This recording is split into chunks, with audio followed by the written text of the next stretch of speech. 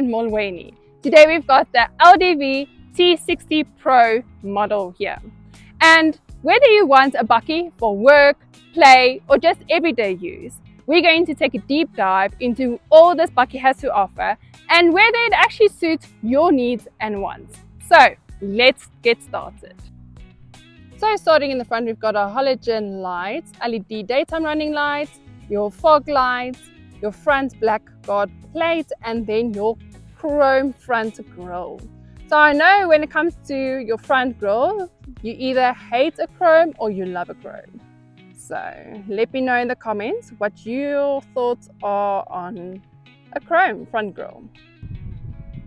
Coming standard in this model, you get mud flaps in your front and rear, sports bar stainless steel and roof rails, as well as that lovely side step. So at the back of your LDV T60 Pro model, you get your halogen rear lights, your rear fog lights, your rear view camera, and then obviously your tailgate, which is nice and smooth, letting go down. But going up is quite a struggle. So do some weights. Now let's take a look on the inside. And on the inside you get 6 airbags, hill descent control, hill start assist system, traction control system, vehicle dynamics control, keyless entry and start, and lane departure warning. Then moving on to your infotainment screen, you get a 10.25, quite easy to navigate, user-friendly, Apple CarPlay, Android Auto. Then you get your climate control, which is everything digital, which I quite like, quite nifty and a bit more modern. You get your 2 USB ports in the front, one 12-volt in the front and one in the rear.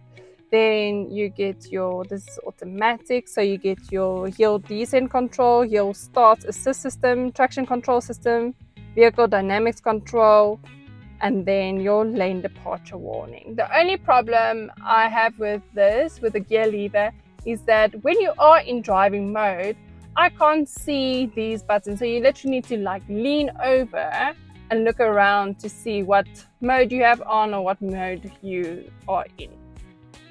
But other than that, I quite like it, quite nifty, like the feel of this and the look, simplistic but yet modern. Then you get 2 cup holders here. In total you have 6, so 2 here, 2 on the rear doors and 2 in the front doors. Here you get something to store, so yeah, anything that you want to put there. I just usually put my keys and my remotes in here. Easy to access, quite nifty, modern, sleek. I know some people will say that the interior and the looks of this, what you get, is not up to standard of the amount that you pay. But do you want a bakkie for the interior, or is a bakkie meant to be, you know, rugged or simplistic, not there for luxury? So let me know in the comments, do you like a bakkie with more gadgets, more luxury inside, or more the rugged way? So let me know. For the driver's seat, you get 6-way manual. For the passenger seats, 4-way manual and leather trimmed seats with red contrast stitching. And now let's jump into the back. You get your electronic windows, your speakers, your lovely compartments to store your goodies. You get your 2 air vents, your one 12-volt system, so no USB ports at the back, only in the front. Then for all the mummies, you do get your ISOFIX here at the back to secure your babies, which is also nice. You'll also see that there's more than enough leg room in the back. You also get your armrest, or you can use it for your cup holders, so extra 2 cup holders there. So now that we've covered the exterior, the interior, what this bakkie actually has to offer, but what actually matters most about a bakkie is the drive. So come join me, let's go for a drive and see if it actually qualifies for our needs and wants.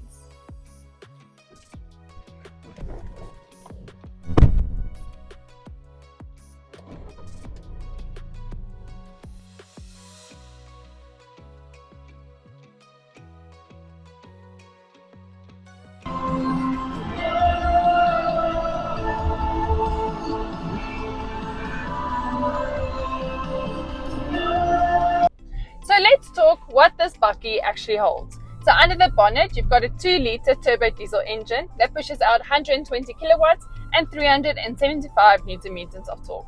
It's paired to a 6-speed automatic gearbox, and yes, it is a proper 4x4, so you've got the capability if you're planning to head off the beaten track. Fuel size, you get a 73-litre fuel tank, and in terms of fuel consumption, it's rated at 9.3 litres per 100 kilometers in town and around 77.9 litres per 100 kilometers on the open road. So not too bad for a bakkie this size. LDV also backs the T60 Pro with a pretty solid after-sales package where you get 5 years or 200,000 kilometer warranty, 5 years or 100,000 kilometer service plan, and 5 years of roadside assistance. So they are clearly putting in effort into building confidence with South African buyers. Now let's talk about the actual drive. One thing you'll notice is when you give a bit of throttle, the engine can get quite loud at higher revs. Some people might like it, but for me personally, I like a bit more of a deeper growl, grunt. Yeah, but in the daily driving and cruising, it's pretty smooth and comfortable. So now we're going to test from stationary, foot flat. Let's see how it does. Foot's flat, let's go.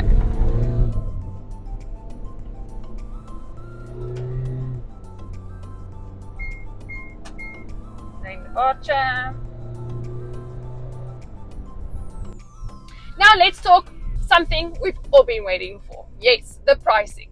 So looking at this model, you're looking round about 640,000 Rand.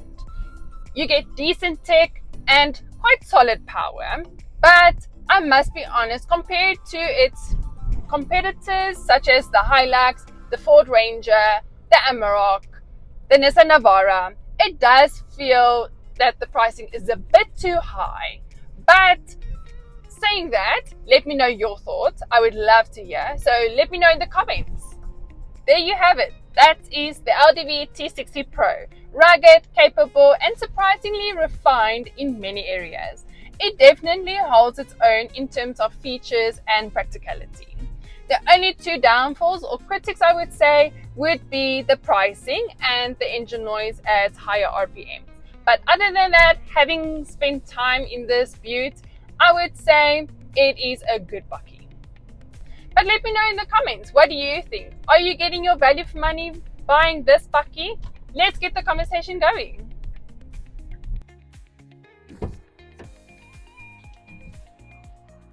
If you enjoyed the video, please like, subscribe, and share to your family and friends. And follow for more content coming soon. Okay, bye!